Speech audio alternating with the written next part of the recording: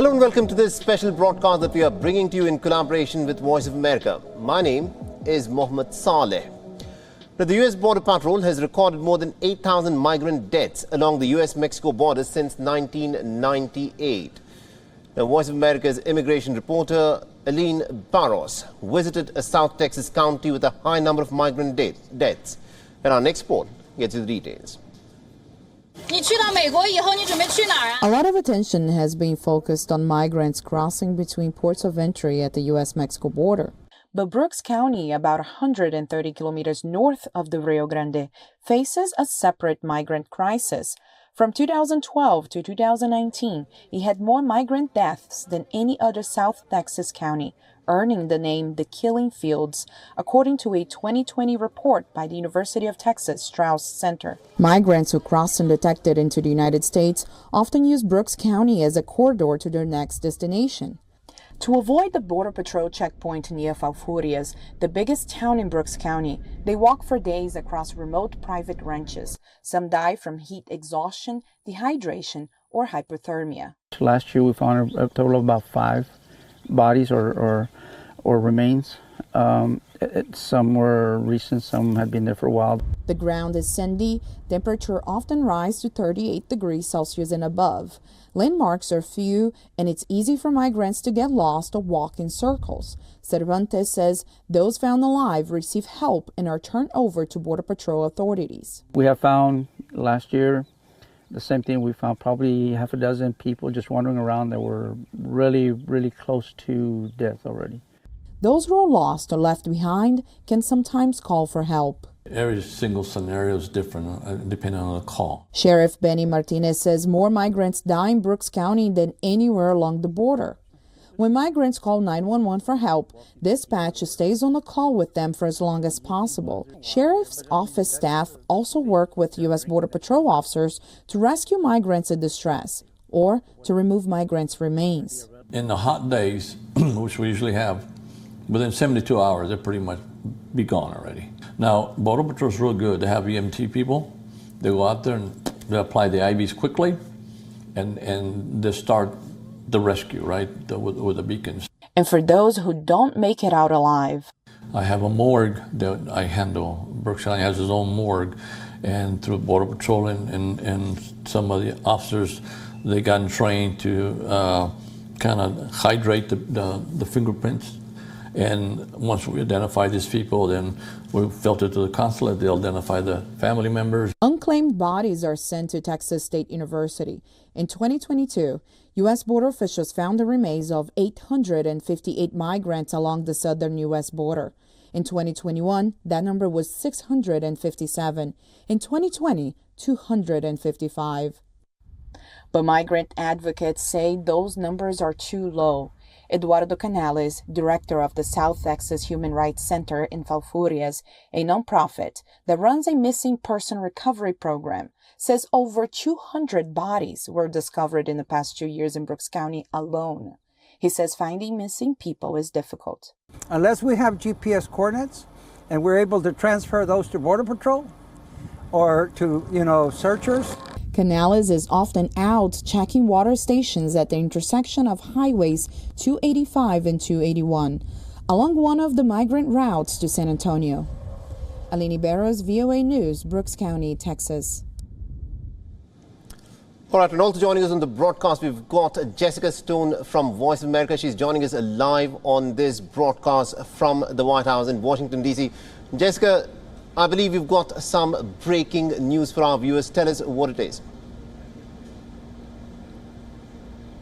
That's right. We've just gotten the official invitation from Speaker McCarthy and Senate Majority Leader Chuck Schumer to Prime Minister Narendra Modi to make an address to a joint meeting of Congress on June 22nd. That, of course, the week when he is going to be here for a state visit, spending time with U.S. President Joe Biden. And you'll recall the last time that he made such an address to Congress was in 2016. So it's been some time. Certainly the relationship between the two countries, particularly in the context of the Indo-Pacific strategy that the White House is employing, has greatly changed. And the relationship between the U.S. and China has shaped the relationship between the U.S. and India. Just reading a portion of the invitation, your historic address to a joint meeting of Congress 7 years ago left a lasting impact and greatly deepened the friendship between the U.S. and India.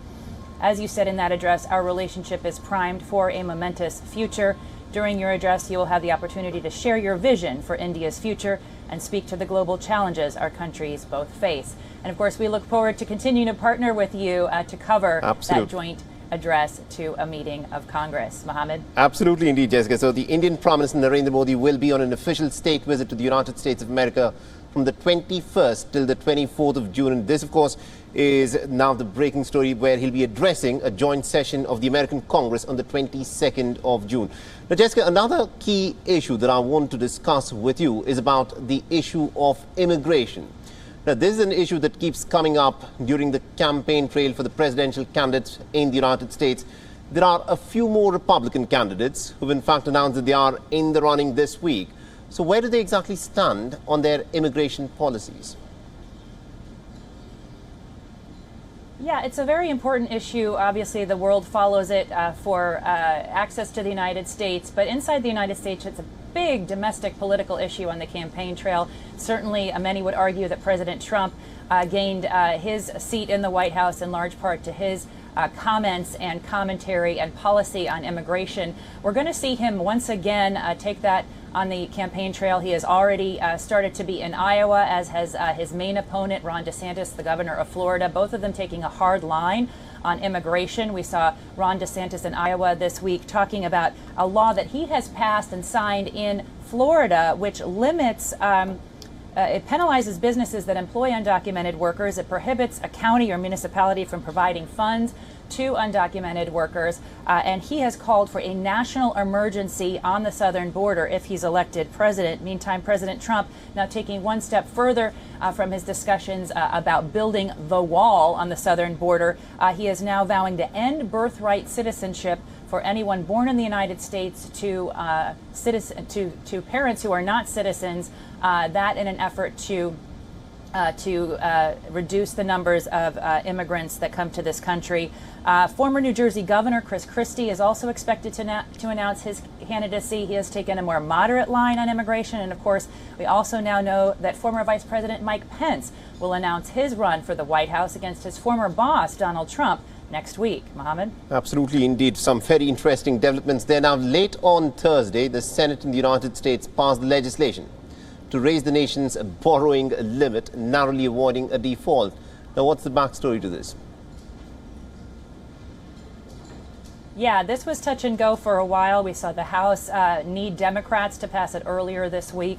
The Senate actually overwhelmingly passing it by 63 to 36 Thursday night. It now heads to the president's desk, and we know that President Biden here at the White House expected to make an address to the nation at 7 p.m. local time on this Friday night concerning the debt ceiling and averting a default. You know, Senate Majority Leader Chuck Schumer had to really work out how to get this across the finish line in the Senate. There was an effort by some senators to try to address what they saw was not enough defense spending in this bill. They were able to pass it quickly nonetheless, as I said, late Thursday night. And now we go into a future in which there will not be another debt ceiling vote until January 2025. So after the U.S. presidential election, assuring that President Biden doesn't have to run on this issue in the short term. Treasury Secretary Janet Yellen saying that the drop dead date by which we needed to get this done in the U.S. government was June 5th. That's Monday. So as long as President Biden signs it today, we should see markets react very positively. Mohammed? Absolutely, indeed. Now, do continue to stay on with us, Jessica, because I want you to weigh in on another key important issue. Where in the month of March, the American President Joe Biden announced the creation of a marine sanctuary across a wide swathe of the Pacific Ocean. If finalized, this would in fact help the United States meet its goal of protecting nearly about 30% of its oceans by the year 2030. The public comment period is presently underway, revealing the competing interests of the conservation and economic development across the region. And Voice of America's Jessica Stone gets you the story. Got a chirostylid squat lobster on it. For scientists and conservationists, the Pacific Remote Islands region is the pristine home of wildlife and deep-sea species found nowhere else in the world. The place is a treasure trove of biodiversity. Alan Friedlander leads the National Geographic Society's conservation efforts in the Pacific. We've got very few refuges left where we can maintain healthy ecosystems that benefit people. So even though these places are remote, they are important. Friedlander supports Washington's proposed Pacific Remote Islands Marine Sanctuary. It would expand existing protections in the remote Pacific to nearly 2 million square kilometers. Under the proposal, commercial fishing and mining would be prohibited. This is like local Hawaiians that really want to protect their lands from threats like mining and overfishing from big fishery companies.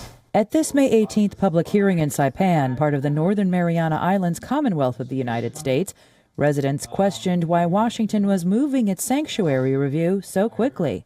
You guys are trying to create something that's establishing something in like perpetuity, kind of like the monument.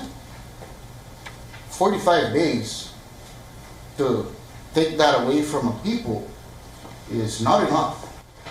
Others, like John Gorley of the region's Fishery Management Council, say a sanctuary designation will not allow Pacific Islanders to make a living. They're turning the entire Western Pacific into a closed fishing area, and this only hurts the U.S. fishing fleet. The president treated our territory less favorably than PRC treats Pacific Islands that are aligned with Beijing. American Samoa's congressional delegate, Amua Amata Radawagan, accuses the White House of limiting American fishing fleets and giving their Chinese competition an advantage. I think he took some bad advice on this ocean conservation proposal that may hand PRC a win in the Pacific. During Washington's review process, though, public input can be incorporated into regulations for the sanctuary and even affect its designated size. We intake information, and so it is always possible that that size changes, and it's not necessary that the original proposed area looks the same. But if the protections are expanded as proposed, the Pacific Remote Islands Marine Sanctuary would, according to U.S. President Joe Biden, create the largest protected ocean area on the planet. Jessica Stone, VOA News, Washington. All right, and we have Jessica Stone, who's still live with us from the White House in Washington, D.C. Jessica, this week, of course, we saw South Korea hold its very first Korea-Pacific Islands Summit. What progress was made there, and how does this fit into Washington's strategy in the region?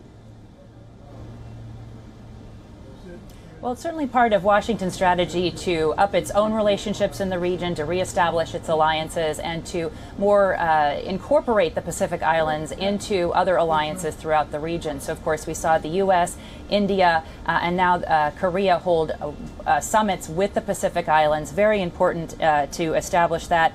And out of it came a joint declaration recognizing shared values of freedom, rule of law, democracy, and Yoon has pledged to double assistance, financial assistance to the region by 2027. He also pledged to support the effort by Pacific Islands to fight climate change. And importantly, the South Koreans and the Pacific Islanders see themselves aligned against Japan's proposal to release that nuclear wastewater from the Fukushima Daiichi power plant that was really destroyed in that 2011 tsunami. Mohammed? Absolutely, indeed. Now, the reason why the United States is, of course, returning its attention to the Pacific is because of the fact that China has already made diplomatic and military inroads there. Now, this week, China and the United States lost an opportunity to have face-to-face defense consultations. Now, what are the implications here? Well, certainly Lloyd Austin, the U.S. Defense Secretary, thinks that it is a missed opportunity. He says he was disappointed at that opportunity, but the Shangri-La dialogue is just getting underway now. So it remains to be seen whether there will be a lower level meeting between Li Shangfu, the new defense Minister of China and the U.S. Defense Secretary. The Chinese basically rejected Washington's inquiries about setting up such a meeting on the sidelines of the Shangri-La Dialogue in Singapore, based on the fact that since 2018, Li Shangfu has been under sanction by the Americans for engaging in weapons purchases from Russia. The Americans counter, though, that there was no reason that sanction should have kept him from meeting from American officials. So yes, we'll have to see this weekend if we see any lower level meetings, because the Americans, despite their tough actions, certainly do prioritize open communication, want to keep it going, especially on the defense lines, because we just saw just in the last couple of days what the U.S. characterized as a close call between Chinese and American forces in the air above the South China Sea. Absolutely, indeed. Thank you very much, indeed, Jessica Stone, for joining us and getting us all those details there.